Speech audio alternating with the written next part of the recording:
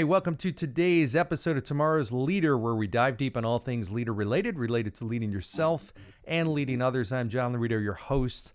Got a really cool guest on today. I've got Larry Kaufman, who resides in a suburb of Chicago, where I was born. Fond memories. He's the regional managing director for Jefferson Wells, which is a division of Manpower Group. You may know that organization.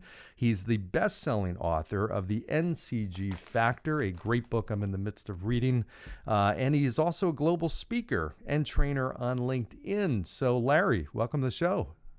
Thanks for having me, John. Great to see you. Thanks for having me as your guest today. Great to see you too. And for those watching this on YouTube, they can appreciate you look sharp, you look dynamite, you look like a global speaker and trainer.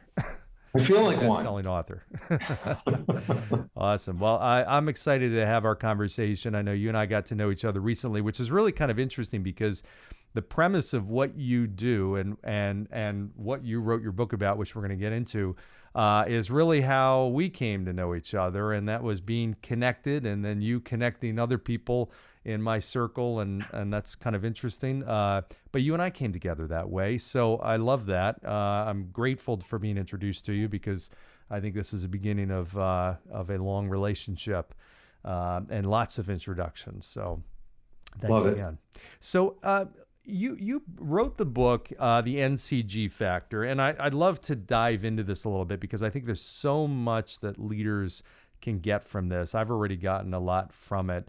And regardless of where somebody is in their stage in their leadership journey, this is so applicable. So I don't want to steal the thunder, but why don't you just share with the audience, what is the NCG Factor? And then I'd love to dive in a little bit to the conversation about it. Thank you, John. So N stands for networking, C connecting, G giving.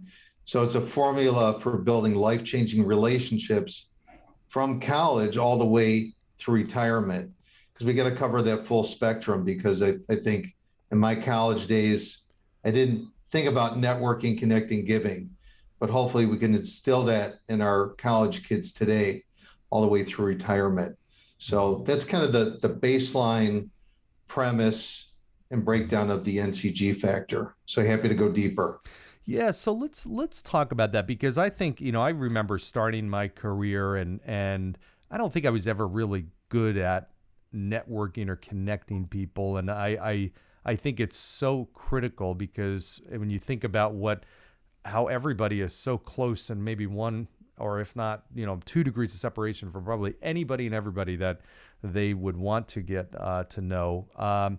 Why do you think people are not more kind of attuned to it right from the start? Is it just something we're not trained to think about, and we're kind of just living in our own world so much? I think we're getting better in college training some of the kids. They're starting to do a little bit of that, but I think it's one of those things where you're either mentored or coached to be that, really good networker or connector, to understand the value and power.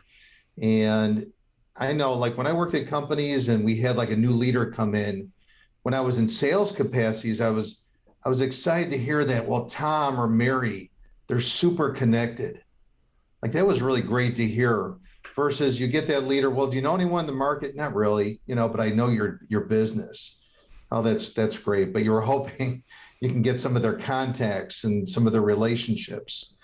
And so I think it's something that is learned, and I wouldn't say I was a natural connector and giver. Mm-hmm. I had a life shift to get there. Mm-hmm. And so I think you have to have that person in your life that says, hey, John, I know you're working your butt off, but here's a different way that you could live your life as a leader, and even in your family world too. Mm-hmm. So Larry, when did that journey begin for you? What was that moment that kind of shifted you down this road of going down this path that you are now? That's a great question. There's a woman in my network I've known for many, many years, great connector. Said, Larry, I want to introduce you to a gentleman named Brian. He's an IP, intellectual property attorney at a law firm in Chicago. And I was at a company that was headquartered in New York, and I was in the Chicago office in a leadership position. I had no reason or purpose to meet with an IP attorney. but she said he does something quite different than you see most attorneys and how they bring in clients. And I think you're going to learn a lot in meeting with him. So I said, okay. So I meet with Brian, great guy, have a great meeting. And at the end of the meeting, he says, hey, Larry, I'm going to introduce you to two people that you don't know. And I said, why? Why would you do that? He said, well, this is sort of my thing. People's, network-based, base of relationships. And I want to put you in touch with two people I think it would be good to know that you don't know. I said, awesome, fantastic. That was my aha moment, my light bulb going off and going, okay, this is different, because I go through the motions of having meetings with people and network, but am I really thinking about that person and who they should know in my world? I don't think that way. I wasn't thinking that way. And that made me think differently. I'm not going to say, John, after that meeting, it was like, oh my God, now everyone I meet, I'm introducing them to two people, but I started thinking differently. So that was the start of it. And then I started incorporating some of that into my world, into my meetings with people, and starting to learn more about people and making those introductions and connections. So, and what goes into that? Is it more of just, hey, I want to connect you with two or one great person who's just, a good person to know? Or is it trying really to find the right person for what you're looking for and forge a business relationship? I mean, how, I guess, thoughtful are you about that and what's going in your mind and trying to make the right connection? That's a really good question. And so I'll start us off with a quote. This is mine. No royalties on this one, but if you lead with yourself, you're going to leave with yourself. And think of this as a leader, any stage of your career, it doesn't matter what you do. But if you open up that conversation where I'm networking with you, John, and it's all about me, then I'm leaving with me, right? So if it's all about you and I learn about you, you have these meetings with people and you go, well, how can I help you, John? And oh, I'm good. And Larry, how can I help you? But if I ask questions, honestly, it may not be that I'm connecting you to someone. I may find out that you have a child that's looking for a job, or a family member that needs something, or whatever it is. I was talking to a friend that reached out and said his kid can't get into medical school and it just can't make any headway with this one here in Illinois. And I made headway for him. It's a matter of asking the questions and learning more about people. And then you can make a connection for them because now you've understood more about them. I think we go right to business, even as leaders, instead of getting to know our staff, our team, our clients, our channel partners, our referral partners, and learning more about them personally and what they've went through during, COVID, and, different aspects of them personally and professionally. The more that you learn, then you could start to make those connections. Oh, I see that, you came from Ameriprise and you've been speaking. And so, John, do you work with this organization? They're looking for great speakers. And so then I learn more about you and I can make those connections. And you go, hey, Larry, that'd be great. Fantastic. And they pay. Oh, Larry, even better. Mm-hmm. So yeah, I think it's learning more about people is really helpful to make those introductions and connections. So what was it so that moment kind of shifted your own beliefs and then changing your own behaviors? What then took it to the next level and said, okay, I'm going to be the champion of this and actually teach this and write a book about this? Was there a string of great experiences and you just saw the kind of the rewards of that? I mean, what happened? So I made a shift in my career at one point and went into public accounting. So your accountant, your CPA becomes a great trusted advisor. And so I was observing, the partners at my firm and how they cultivated relationships and they really got to know their clients personally and professionally. And I saw them making connections. They became that go-to. And so I started to emulate some things they were doing. So I would say probably in 2009, when I started to do more of it, where I was networking with a lot of these trusted advisors, meeting with a lot of people and learning more about people and learning about them personally, and helping them with things that really hit home, and making connections, introductions on many levels, John, to where, I've gotten a couple married, I've put people on dates, I've helped their kids, I've coached their kids in sales, and I've made connections with people at their charities. And I have a whole list of, weird things that I do. But I started to realize the importance of being indispensable. Not only you should be indispensable as a leader to your people, but indispensable to your relationships. And, any leader that's listening in, I challenge my staff. Do your clients think that, you're indispensable to them? And it's kind of a loaded question. And so when you start drilling down into that, we'll take it into like public accounting. There's a lot of accounting firms out there.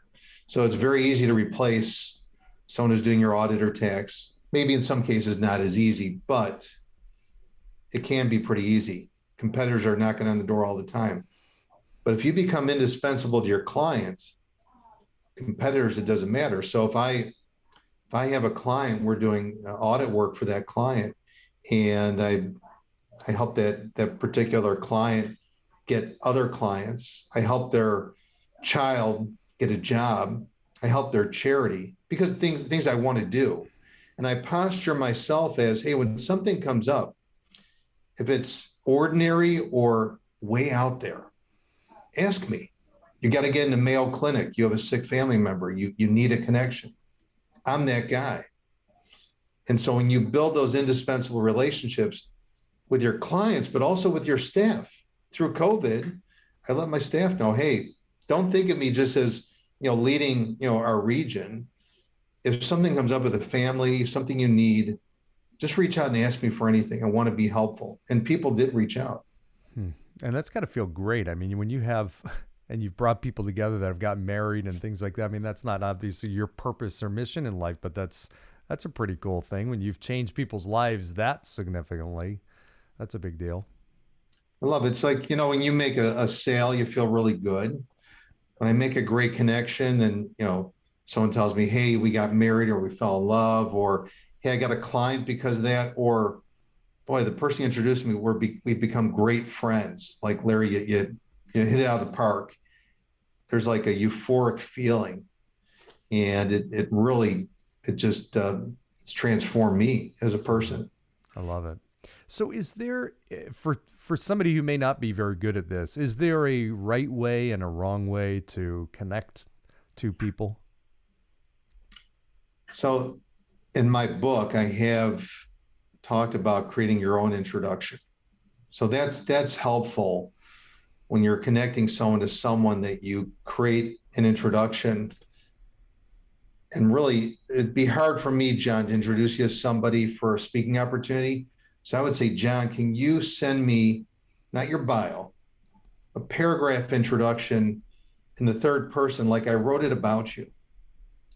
That's really, really helpful, so that I could present you to someone in my network, say, hey, you need to meet Tom or Mary.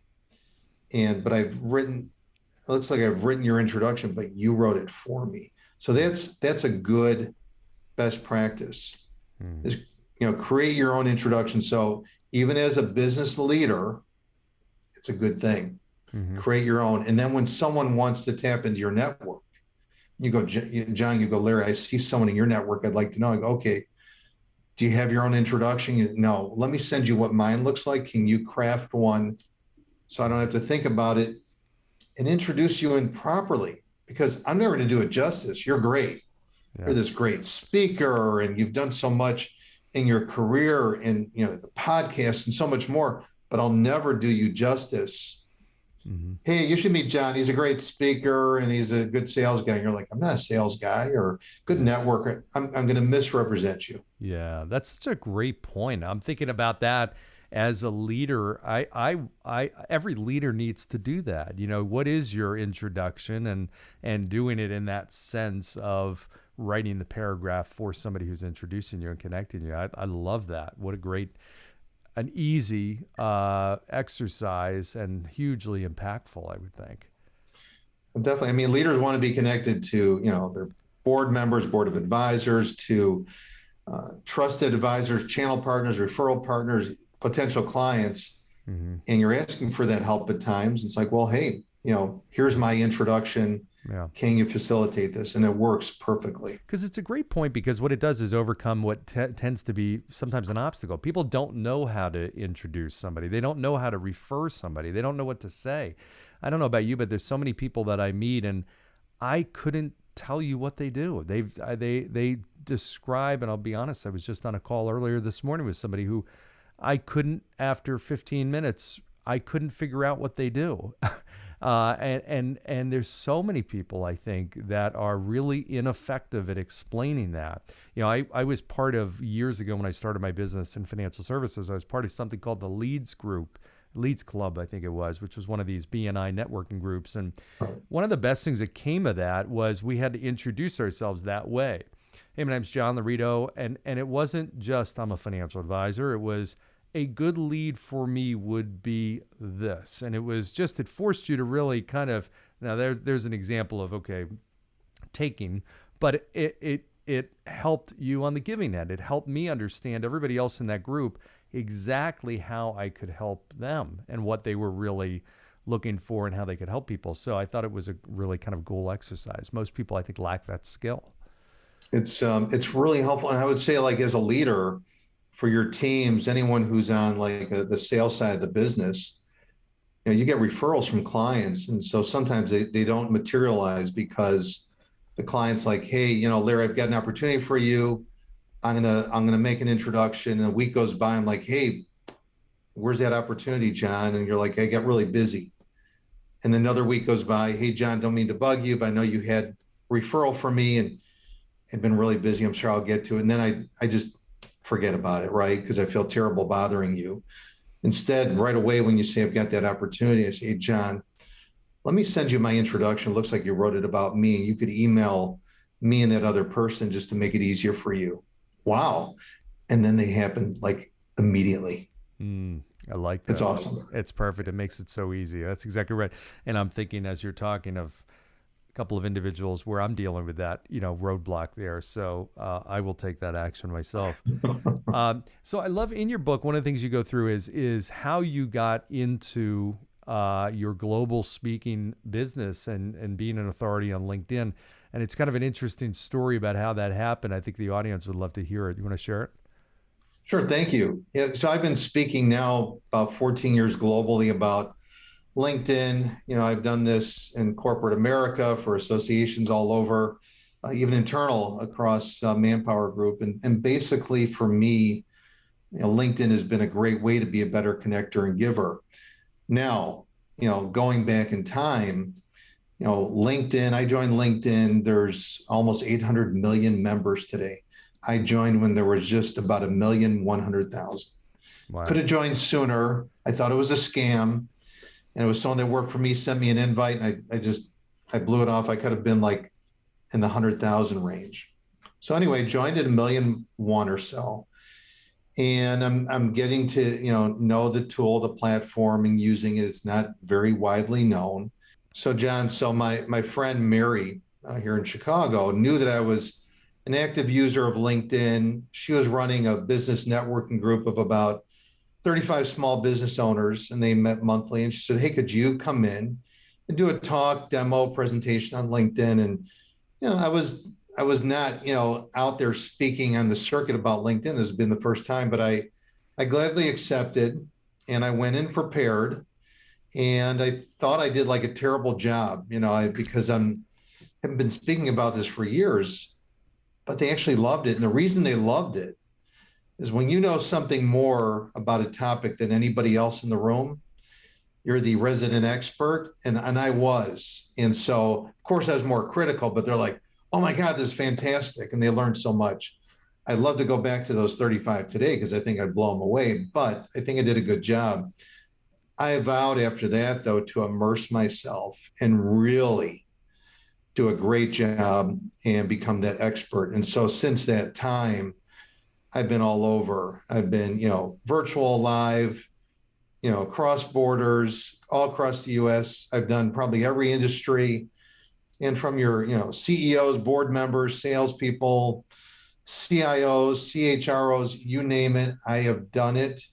I love it. And it's such a great compliment I wrote about in the book. It's just made me better at everything that I do in connecting people. That's amazing. So that was the beginning. And I find that really interesting that that wasn't anything you set out to do. You had a specialty, somebody saw it, they invited you to speak, and that began this huge speaking career and long lasting speaking career that you have. I find that that's inspiring. It's opened up a lot of doors, and it's helped me to brand myself, even at my company, external and internal. They know I'm LinkedIn Larry. So that's a name someone gave me years ago in Vegas. It's stuck, but it's helped me internally because our brands, our divisions, we're a $22 billion company. They will come to me to speak internal and external. So it's really helped me to, build my own brand as a business leader and as a speaker expert. So how many LinkedIn connections do you have now? So you cap at 30,000. So I stay right under the cap. I'm in the 29,000 plus range always. Wow. They won't let you have more than 30,000, huh? Yeah, they feel, it's you're getting, too big of a network. How do you manage it? Yeah. So I'm a paid member, even paid members, it doesn't matter. So they cap you. Interesting. Well, you're probably one of the few people that's hit that cap or come close to it. There's a number of us, but yeah, some folks had an excess of 100,000. When they capped it, they took away anything in excess of 30 by date. Oh, wow. So a lot of people lost a lot of connections. It's like a rose bush. You got to prune it back, I guess, and add take some away, add some. Well, that's pretty fascinating. And what is not to get too much into LinkedIn, but because that's probably a whole nother conversation. But what in your mind is one of the big missed opportunities with LinkedIn, or with people that there's so many users of LinkedIn, as you said, 800,000 or whatever, or 800 million rather. Most people probably don't even tap into it. What's the big thing that they might be missing, if there is one? And there's a lot of big things. One big thing is, it's a branding opportunity. And I think that as a leader, people meet with you internally, externally. And I find that even a lot of leaders, they may not have a great picture. Their headline is president, CEO, vice president, whatever. No flashy headline, but no about section really highlighting their career, what they've done. And a lot of people think LinkedIn's just a resume, and it's really not, because there's things that I put in my profile. I would tell people to go look at it, that are things I would never, ever put on a resume, because you would never hire me if the things I put in my about section, I put on my resume. I'm not saying you put in weird things, but you could show another side to yourself besides the philanthropic, something fun and interesting that you would just never put on your resume. And you could be a 7th degree black belt, so you still wouldn't put that on your resume. Some do, but yeah. On LinkedIn, you could do that. And I'm not a 7th degree. I was Taekwondo. I could probably hurt people that are much smaller than me. Well, I wouldn't mess with you. So that's enough. That's all I need to hear. I'll keep my distance from you. I won't get in a fight with you. Thank you. Well, that's interesting though, but it makes a lot of sense. I think there's so many people that probably are using it 5, 6, 7, 10% of what you really can use it for. And to go back to a comment you had made earlier, which I think is really valid, and it opens up another question. You had mentioned that, hey, when you had a new leader come in, you had asked and wanted to know about their connections, which I think for a lot of leaders, they don't necessarily realize the value or the power of that. Why is that so important in leadership? As to be a truly effective leader, I mean, why is that so important? Well, look, we could do our day-to-day job as leaders, whatever business industry we're in. But if we have relationships with potential referral and channel partners to direct potential clients, and we're bringing in business. Now, I've paid for myself many times over. I think it's kind of nice for me to tell the people I work for at my company that, look, I've introduce my team to a lot of business from all my speaking. Business comes in, all the networking, all the giving, connecting I do, it just comes in. I don't seek it out. I'm not in sales, but it's pretty powerful if you have leaders in your company, you're a leader, that the teams know, hey, Larry is so connected. He's opened up a lot of doors, set up meetings for us, goes on meetings. I'm taking one of my team members tomorrow to a lunch with an executive at a big company just through my relationship base. How powerful is that than a leader who's, just doing the day-to-day, but by the way, Mary or Tom, they know everybody and they've really brought in a lot of relationships to the firm. So you hope that leads to like some job stability, but I think it shows that, hey, Larry is not only leading, he's also, helping us grow our business. And it says a lot about you as a person, the people that you're connected with and have relationships with. I think that's extremely important. And I find people are surrounded. They surround themselves with people like them, and great, effective leaders are surrounding themselves constantly with people that are better than them and building this circle. And I think a lot of leaders, and I was there for a period of time myself as a leader, thinking that I had to be the one that did everything and provided everything. And somebody put it to me in a different way. They said, you need to be a resource broker. You're the person that is connecting your people with what they need and who they need. And it's not you. You're the leader that's making everything happen, but so much of that is bringing the right people together, bringing the right teams together, and that's where this comes into play so much. Well, and I think for me saying that example, I've also shown my teams how to do that, and some of them just were doing that already, and I just enhanced it, and some of them weren't doing it at all. And I call it showing up and throwing up, or lead with yourself. Lead with yourself. That it's easy for people to just come in and talk all about themselves, but the more that you come in and foster those relationships, and that's how these come back as clients, because I've fostered these relationships, and so I'm teaching my teams to do the same, and they're seeing a difference. And just in their life, and they're feeling better about who they are as people, and building those connections and putting other people first. Sometimes, like salespeople, have a real hard time.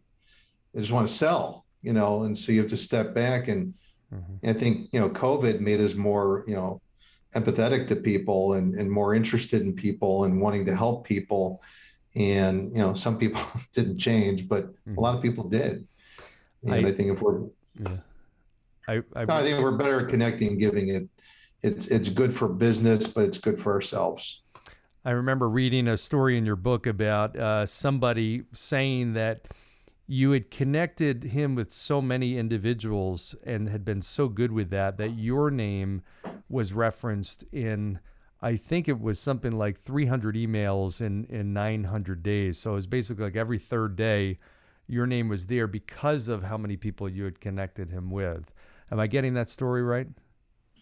I think it's close. There's a lot of stories in there. I think the gentleman you're talking about, I made, like, I don't make connections just to make them. They're well thought out. And so I think, you start making those connections, you put people together, people start talking. I think what I hear a lot from people, it's like 12 people told me I need to know you, Larry. So my name's out there, and not just because I'm out there, it's because I'm putting people together. So I never want to be known as a networker, John. I really like to be known as a connector, because a lot of networkers show up at events and places, but they may not be doing things for people. They're just showing up. And I'm a connector. So when I meet people, I'm thinking about, how can I help them and connect them? I just came back from Seattle, and I was talking to this executive on the way to a speaking event, and we were talking, and he said his daughter's in New York. What's she doing? Well, she just got her graduate degree, and now she's looking for a job. Doing what? And he told me, I'm like, oh, I can help her. Can you connect us? Sure. And nothing happened after the event, and I pinged him. I said, don't forget, you've got to connect me to your daughter. And I think he was surprised that I actually did the follow-up on that. Hmm. So wasn't, that's just me. yeah, it wasn't just saying it to say it. You really had an intent to help. And I do. Yeah. And that you got to follow through. It can't be lip service. Yeah. I may be overthinking this and tell me if I am, but is there a, as you build and making connections, I mean, it can almost sometimes be overwhelming because, okay, you think and you say, oh, geez, I haven't talked to Larry and it's been a year, it's been 2 years, whatnot. I mean, is there a certain method to how you're keeping the relationship? It's one thing to make an introduction. I mean, I know I've been introduced and have introduced so many people, but what does it look like to make sure that these people just don't come into your life and then fall out of your life and then that's it? Well, I will tell you, it's hard to, especially the leaders that listen to your podcast, to, keep in touch with everybody. And I've got 29,000 connections. It doesn't mean I know everybody, right? You have your inner circle of people and then that next layer, the outer circle. So there's probably a core group that you keep in touch with, but I'll tell you, there's a gentleman I hadn't spoken to. It was pre-COVID. But if you left people in a good way and you had a good rapport and relationship, I remember those people. So I just made an introduction to that gentleman today. He's in Chicago. I was talking to a gentleman yesterday in Irvine, California, and they both come from kind of the health and fitness arena. They have some experience there, some investments, et cetera. And I thought they should know each other. So the gentleman in Chicago I had talked to a number of years pre-COVID. He called me up after I made the introduction. He was like, Larry, it's been a long time. And he told me the amount of time that lapsed. I'm like, no way. He goes, yeah. Wait, how old are your kids? I'm like, oh my God, you're right. So we're like, well, we got to get together. And it's like we just spoke yesterday. So it depends, how some people in your world, how you've left that relationship. Was it good?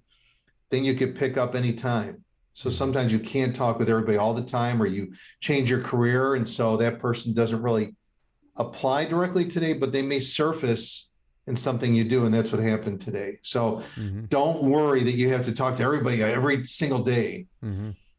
Sometimes putting messages out on LinkedIn during your network, they see you. Yeah, that's a great point. I love it. Wow. Well, I'll tell you, I could talk to you for hours. This has been really a lot of fun and very, very valuable. I know my audience will take away a lot from this. If they want to either learn more about you and get the book, which I highly recommend, I'm really enjoying it. How do they do that? Where do they go? Okay, so first of all, you can find my book, The NCG Factor, on Amazon. I have a website as well, Kaufman-Larry.com. I know it's kind of backwards, but it works. And then you could find me on LinkedIn, Larry Kaufman, in all caps in Chicago at Jefferson Wells. So a lot of different ways to find me and reach out. Excellent. Terrific. Well, Larry, I appreciate greatly you coming on. I'm sure we're going to get a lot of positive reaction from this episode. We'll have all that info in the show notes, by the way, for all of you listeners out there. So you'll be able to get Larry's book and connect with him directly and learn more from Larry. But Larry, I really appreciate you joining today. I hope sometime we can have you back and do a part 2. I'm ready. Great time today, John. Thanks for having me, and thanks to your audience for listening. You got it. And thanks everybody for tuning in. We've been here with Larry Kaufman, who is the best-selling author of the NCG Factor. Great, great book. Highly recommend it. Like I said, the link will be in the show notes. He is also a global speaker and trainer on LinkedIn. As always, like, share, subscribe. Make sure you give feedback on this episode. Go down below, give 5 stars. And as always, I greatly appreciate your ideas for future content and guests. And we'll look forward to seeing you next time. Thanks for joining. Take care.